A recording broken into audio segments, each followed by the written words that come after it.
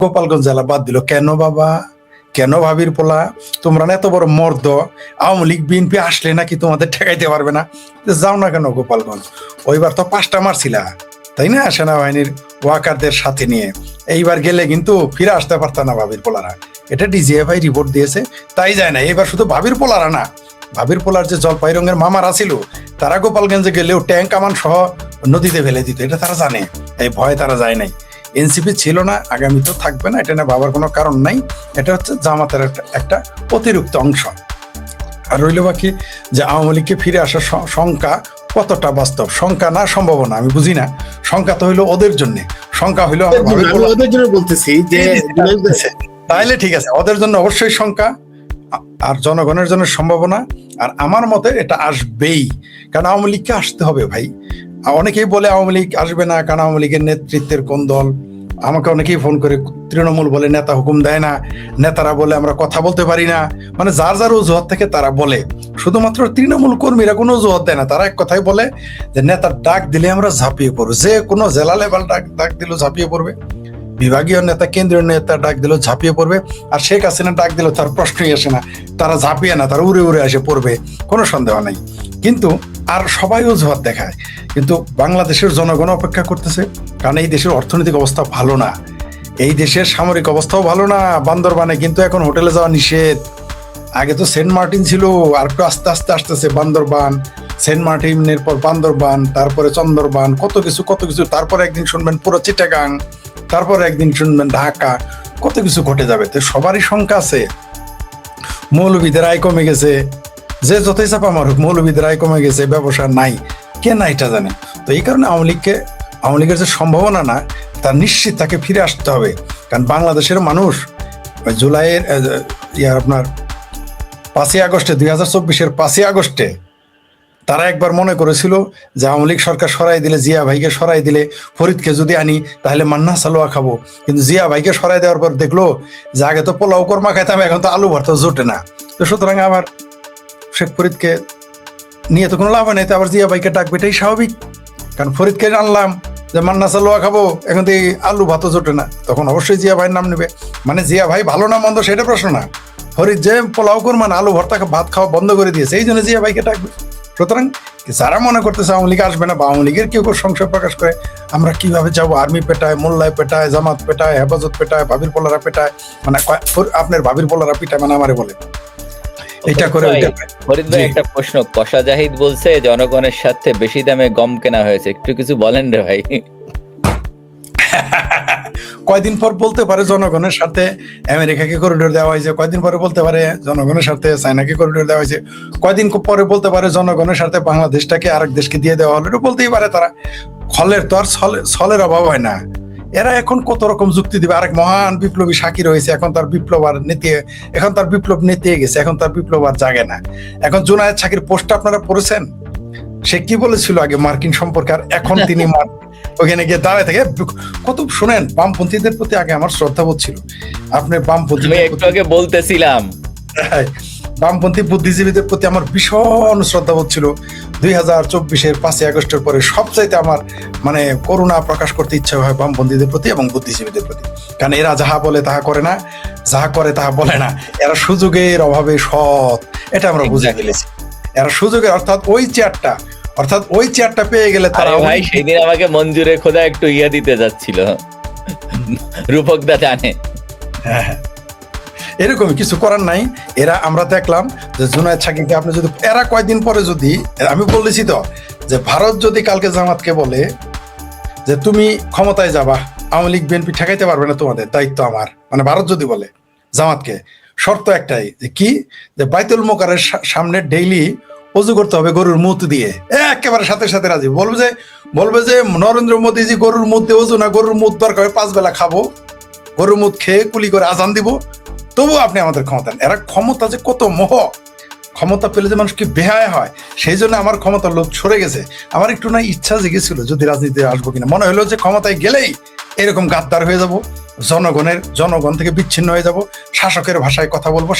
ওই চেয়ারটা মানে শাসকের ভাষা সবারই এক, সেখানে ক্ষমতায় সলিমুদ্দির পোলা যাক আর কলিমুদ্দির পোলা যাক, নিরীহ ব্যক্তিটি যাক, বামপন্থী যাক, রামপন্থী যাক, জামপন্থী যাক, সামপন্থী যাক, আর আরবপন্থী যাক, উটপন্থী যাক, গরুপন্থী যাক, পাড়াপন্থী যাক, আর ওই হাতিপন্থী যাক, আর যে মার্কারি যাক, যে ভাষায় এক, তার প্রমাণ হলো জাহিদ পাড়া, তার প্রমাণ সর্বশেষ জোনায়েদ সাকি।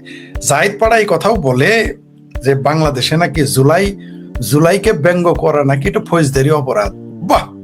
কিন্তু মুক্তিযুদ্ধকে অবমাননা করলে, মুক্তিযুদ্ধকে ধ্বংস করলে, সংবিধানকে ধ্বংস করলে সেটা অবমাননা তো হয়ই না, তারা পুরস্কার পায়। তার মানে কি ক্ষমতায় গেলেই বিপ্লব শেষ, ক্ষমতায় গেলেই অনুভূতি শেষ, গণতন্ত্রের আর দরকার নেই। তারও সর্বোচ্চ জোনায়েদ সাকি মাশাআল্লাহ এখন মহান বিপ্লবী আমেরিকার পতাকার নিচে গিয়ে গোলামীর স্বাক্ষর দিতে গেছে, সেখানে গেছে কদমবুসি করতে আমরা দেখলাম। তো আপনি যেটা লিখেছেন আওয়ামী লীগের আসার সম্ভাবনা কতটুকু বাস্তব? 100% বাস্তব। তাকে আসতে হবে। আপনি সেই মাসটা আগে পিছিয়ে করতে পারেন, সেটা আপনি যেমন এখন সর্বশেষ ডিক্লেয়ার দেওয়া হয়েছে ডিসেম্বরে জননেত্রী শেখ হাসিনা আসতেছেন, সেটা আগামী মাসে হইতে পারে, ডিসেম্বরের পরেও হইতে পারে। আমি কিন্তু ফরিদ ভাই প্রথম থেকে বলে আসছি আওয়ামী লীগ এই বছরই ফেরত আসবে এবং সেটা অগাস্টে হতে পারে, অগাস্টে কুড বি বিজয়ের মাস। আপনি বলেছিলেন, আমার তখন সংশয় ছিল, আপনি এবং আরো কয়েকজন বলেছিলেন, কিন্তু জননেত্রী শেখ হাসিনা যখন ঘোষণা দিল ডিসেম্বর, তো আমাদের এলাকায় একটা কথা আছে যে শাহিদ নামারের পিছনে একটা না একটা কিছু হবে মঙ্গলবারে, মানে কি হবে জানি না, কিন্তু হবে একটা কিছু। তো আমাকে যদি বলেন, আমি স্ট্রিট পিপলের ভাষায় ওই কথাই বলি, কিছু মানে কি কবে আসবে জানি না, তবে ডিসেম্বরে একটা কিছু হবে। কারণ বাংলাদেশের জনগণ ডিসেম্বরের পরে কারো কথাই শুনবেন। আপনি দেখেন ডিসেম্বরের পরে ধরে নিলাম আওয়ামী লীগ আসলো না, আপনি নিশ্চিত থাকেন আওয়ামী লীগেরই কোনো নেতা বিপ্লবের ডাক দিয়ে বসে দেবে। কোনো হয়তো নারায়ণগঞ্জ থেকে, হয়তো চিটাগাং থেকে, হয়তো ঢাকা থেকে, হয়তো বরিশাল থেকে, হয়তো ময়মনসিংহ থেকে, হয়তো জামালপুর থেকে, হয়তো কুষ্টিয়া থেকে, হয়তো রাজশাহী থেকে, যে কোনো জায়গা থেকে বিপ্লবের ডাক দিয়ে বসবে। আপনি নিশ্চিত থাকেন আসবেই। আপনি আওয়ামী লীগকে কোনোভাবে ঠেকায় রাখতে পারবেন না। যতই বলেন অমুক স্টেট 2000 কোটি টাকা খরচ করতেছে, এই করতেছে, কোনো কিছুই কোলাবে না। এখন প্রসব বেদনার সময়, অর্থাৎ 9 মাসে হয়ে গেছে, এখন প্রসব বেদনা। আপনি যত কিছুই করেন বাচ্চা পয়দা হবেই, একটা কিছু ঘটবেই। কারণ বাংলাদেশের মানুষের আর তো সহ্য হইতেছে না ভাই। পেটে ভাত না থাকলে কোনো প্রীতি ভালো লাগে না, কোনো মায়ের আঁচল ভালো লাগে না, শাশুড়ির আঁচল তো বহুত দূরের কথা। পেটে ভাত না থাকলে বট গাছের ছায়া ভালো লাগে না, বাঁশির সুরও ভালো লাগে না, মসজিদ মন্দির গির্জা পেগোড়া কিছুই ভালো লাগে না, থিয়েটার হলও ভালো লাগে না, তখন উর্বশীর নর্তন কীর্তনও ভালো লাগে না। তাই আওয়ামী লীগ ফিরতে হবে আওয়ামী লীগকে জনগণের স্বার্থে, এবং জনগণই ফিরিয়ে আনবে। ধন্যবাদ। ধন্যবাদ ফরিদ ভাই। আবার আসবো আমি 2-3 মিনিট, জিয়া ভাই আমাদের আর আছে 7-8 মিনিট আছে, 2-3 মিনিট জিয়া ভাই বলবেন। আসলে যে কথাটা বললেন ফরিদ ভাই, যে শেখ হাসিনা ফিরবেনি বা আওয়ামী লীগ ঘুরে দাঁড়ানোর প্রস্তুতি নিচ্ছে, এবং আমরা তথ্য পাচ্ছি বিভিন্ন জায়গায় আওয়ামী লীগ সেই কর্মী, তৃণমূলের কর্মী থেকে সবাই ঘুরে দাঁড়ানোর সর্বাত্মক প্রস্তুতি নিচ্ছে। কিন্তু জামাত, বিএনপি, এনসিপি বা যারা জুলাই যুদ্ধ, এরা তো বসে নেই, ওরাও প্রস্তুতি নিচ্ছে। আসলে কি সামনে গৃহযুদ্ধের সংখ্যা করেন আপনি? আমি গৃহযুদ্ধের সংখ্যা দেখি না খুব একটা, কারণ হচ্ছে যে জনগণ কিন্তু তাদের পক্ষে নেই।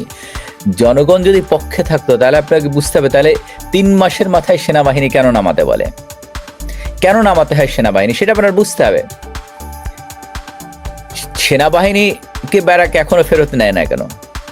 তার মানে জনগণের এই সরকারের প্রতি কোনো আস্থা নেই। জনগণের যদি আস্থাই থাকতো তাহলে তো সেনাবাহিনী নামাতে হয় না। 1 নাম্বার, 2 নাম্বার সেনাবাহিনী ব্যারাকে ফেরত যাওয়ার কথা, সেইটা কোনোটাই হয়নি। আপনি দেখেন ওই চরমোনাইকে নামাই দেন, চরমোনাই নামালে জামাত পিটাই শেষ করে দিবে, আমাদের যেতে হবে না। এই চরমোনাই হেফাজতকে পিটাবে, জামাতকেও পিটাবে, কারণ তারা ইসলাম বিরোধী কাজ করে। আওয়ামী লীগ ইসলাম বিরোধী কাজ করে না, আমরা ইসলাম বিরোধী কাজ করি না। হ্যাঁ, কেউ ধর্ম পালন, সেটা তার ব্যাপার সম্পূর্ণ, সেইটা সম্পূর্ণ তার ব্যাপার। আপনি তো জানেন না তার ঘরের ভিতর দিয়ে দেখে আসতে সে কিভাবে ডাকছে আল্লাহ খোদাকে। এখন আপনি একজন মানুষকে যখন অতিষ্ঠ, যিনি 1 নাম্বার দেশের আইন শৃঙ্খলা পরিস্থিতি নেই, তার জন্য সেনাবাহিনী, 2 নাম্বার দেশের দ্রব্যমূল্যের অনেক উগ্র ঊর্ধ্বগতি, 3 নাম্বার জ্বালানি বিদ্যুতের সমস্যা, যখন কৃষিক্ষেত্রের সমস্যা। সুতরাং সব যখন সমস্যায় হয় তখন কিন্তু মানুষ আর পেছনে তাকাবে না, মানুষ সামনের দিকে আগাতে চাইবে, এবং সেইটাই হবে। যার জন্য তারা যতই নামুক না কেন, জনগণ, যেটা 71 সালে হয়েছিল, সেই দরকার একটা গৃহযুদ্ধ হলে হবে। আমি যেখানে আছি সেই দেশে আপনার 1776-এ তারা ডিক্লারেশন অফ ইন্ডিপেন্ডেন্স ছিল। এই 2টা দেশের একটা অভূতপূর্ব মিলও আছে, তাই না? এরা যুদ্ধে কেন যাবে, আগে ডিক্লারেশন দিছে, বঙ্গবন্ধু 7ই মার্চে কি ভাষণ দিছিল, বলছিল আর যদি একটা গুলি চলে, কন্ডিশন দেখেন, আমার আমার ভাইদের যদি হত্যা করা হয়, কন্ডিশন 2, তোমাদের প্রতি নির্দেশ রইল, এই শর্তগুলো ভঙ্গ করলে আমি তোমার বিরুদ্ধেও যুদ্ধ করতেছি। আমেরিকাও ওই রকম, তাদের ডিক্লারেশন অফ ইন্ডিপেন্ডেন্স ছিল, তারাও কয়েকটা শর্ত দিছিল, তারপরে তারা ফর্মুলেট করে। বাংলাদেশও যখন অস্থায়ী সরকার গঠন হয়, তারাও একটা ফর্মালি ডিক্লারেশন অফ ইন্ডিপেন্ডেন্স দিছিল। এই পৃথিবীতে 2টা দেশ আছে যাদের ডিক্লারেশন অফ ইন্ডিপেন্ডেন্স আছে, এবং তারা কি কারণে যুদ্ধে যাচ্ছে সেটা বলে যাচ্ছে। সুতরাং সেই দেশও 61-এ এসে গৃহযুদ্ধ করে নাই লিঙ্কনের সময়, সাউথ অ্যান্ড নর্থের সঙ্গে যুদ্ধ হয়নি, হয়েছে। এখনো যদি বাংলাদেশের দরকার, বাংলাদেশ হয়তো যুদ্ধ করবে।